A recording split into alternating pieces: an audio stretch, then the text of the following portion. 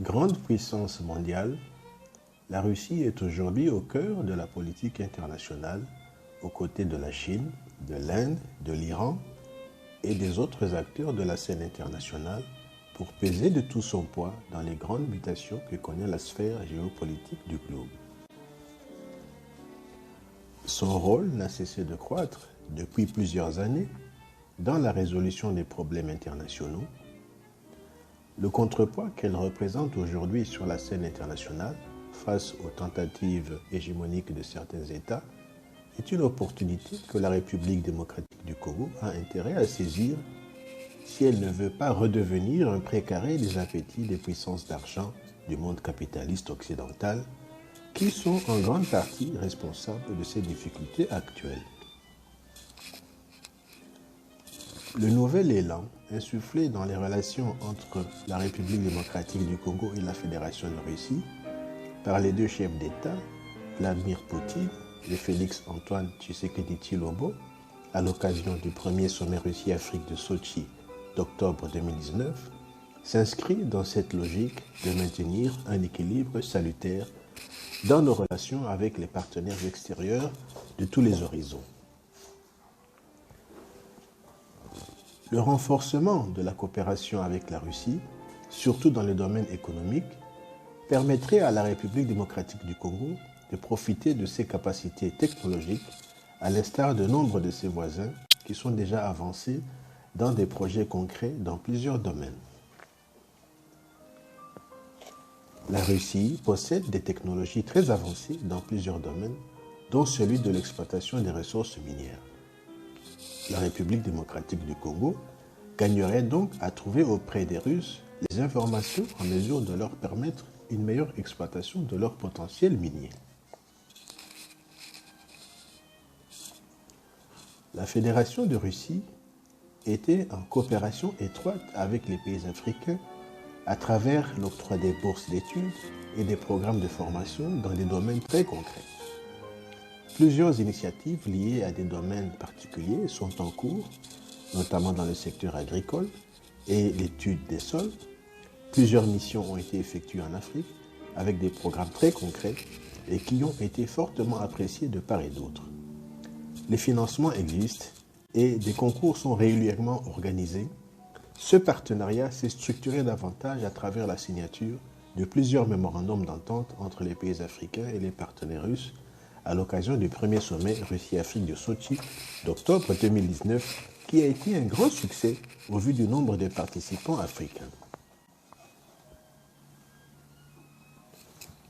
Renforcer l'axe Kinshasa-Moscou répond donc à une logique cohérente si la République démocratique du Congo s'inscrit dans l'élan des autres pays africains qui profitent actuellement de leur partenariat constructif avec la Russie. Il y a lieu donc pour des pays comme la République démocratique du Congo de profiter de cette disponibilité de la Fédération de Russie pour faire face aux défis du développement dans un contexte où les sanctions occidentales minent les efforts qui ont été fournis jusqu'ici dans plusieurs domaines pour espérer à nous orienter vers l'émergence à brève échéance. Il faut reconnaître que les relations actuelles de la Russie avec l'Afrique en général et la République démocratique du Congo en particulier gagneraient à être mieux encadrées et organisées dans un partenariat stratégique sous la forme d'un programme indicatif de coopération avec des objectifs clairs qui profitent aux deux parties. On peut souhaiter la création d'une agence russe pour le développement de l'Afrique avec une antenne installée en République démocratique du Congo qui aurait vocation à accompagner à l'accompagnement du processus de régionalisation et d'évolution engagé au sein de nombreux États, à un renouvellement significatif des stratégies de développement économique des collectivités, à la sortie progressive des grands chantiers de reconversion pour faire jouer à l'Afrique et à la République démocratique du Congo en particulier le rôle qui devait être le sien, celui d'un vaste espace de liberté et de prospérité.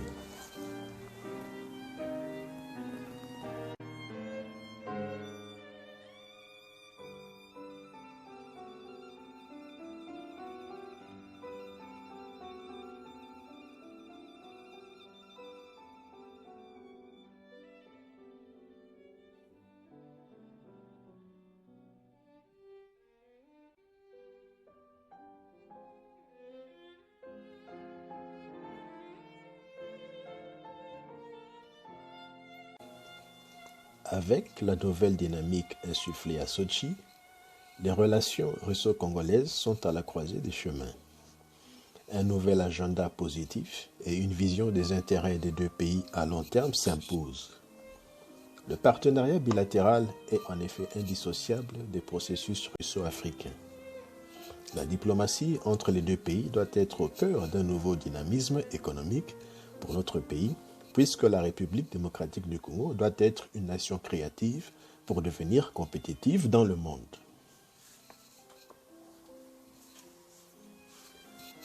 Dans un monde globalisé où les savoirs constituent un actif stratégique, la coopération bilatérale en matière universitaire et scientifique doit être considérée comme prioritaire.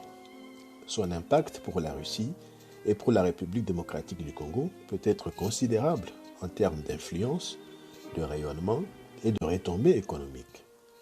Nos deux pays devraient notamment œuvrer au renforcement de la mobilité et de la coopération en sciences de l'ingénieur et sciences exactes, avec pour objectif de favoriser les coopérations universitaires dans des secteurs de technologie avancée et d'innovation en y associant les entreprises des deux pays engagées dans des partenariats industriels dans ces secteurs ainsi que les autorités en province.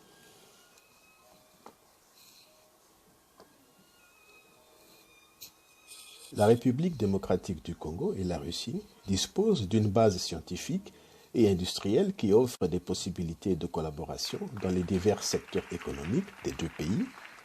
Des coopérations pourraient être initiées ou approfondies dans certains segments cruciaux pour l'avenir, tels que l'agriculture, les mines, les infrastructures de base, les armements, le secteur de la santé. Les équipements militaires russes pourraient offrir aux forces armées de la République démocratique du Congo des capacités accrues pour la protection des frontières nationales et la défense du territoire. Le marché russe peut devenir un relais de croissance pour l'industrie minière de la République démocratique du Congo, tout comme le secteur des produits et fruits et légumes exotiques.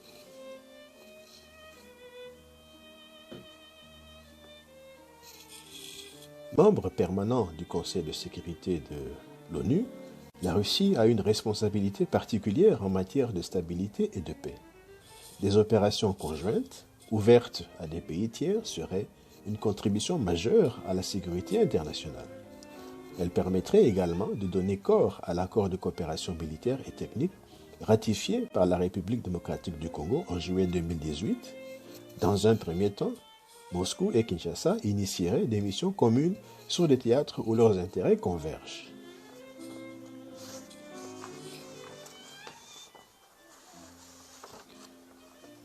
Le secteur du tourisme revêt des enjeux économiques et humains considérables pour la relation entre la République démocratique du Congo et la Russie. La Russie peut participer par des investissements et son expertise au développement du secteur touristique en République démocratique du Congo, source de croissance non négligeable. Une augmentation du flux des touristes russes en République démocratique du Congo contribuerait à la réduction de son déficit extérieur. L'accroissement du nombre de touristes congolais visitant la Russie permettrait de modifier les perceptions et l'image de la Russie, phénomène observé depuis l'indépendance qui voudrait que les Congolais soient enclins à visiter beaucoup plus les pays occidentaux. Une conférence, République démocratique du Congo-Russie, réunissant les principaux acteurs du secteur touristique et les pouvoirs publics de nos deux pays pourrait être organisée entre 2022 et 2023 avec pour objectif d'élaborer un plan d'action concret pour 2022-2030.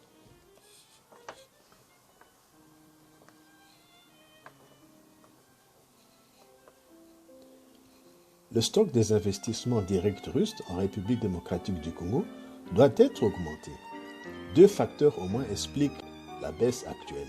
D'une part, la République démocratique du Congo commence à peine à être perçue par les générations actuelles des décideurs économiques russes comme une terre d'investissement industriel. D'autre part, il faut augmenter le nombre d'informations sur la Russie en République démocratique du Congo pour que tous les acteurs soient mieux informés des potentiels qui existent entre les deux pays.